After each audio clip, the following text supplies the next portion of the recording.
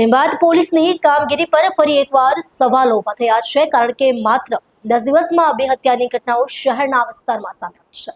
હાલની ઘટના આશ્ચર્યજનક રીતે ચિંતા ઊભી કરે છે, જેમાં 28 વર્ષીય યુવક અરુણને ચપ્પુના ઘા ઝીંકી મોતને ઘાટ ઉતાર્યો છે.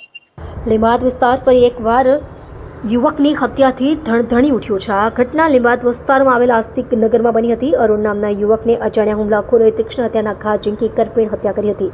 પોલીસની પ્રાથમિક તારણ અનુસાર હત્યાનું કારણ અકબંધ હોવાનું જણાઈ રહ્યું છે, પરંતુ વ્યક્તિગત અદાવત કે જૂથવાદી સંગઠનોની સંડોવણી અંગે પણ તપાસ ચાલી રહી છે.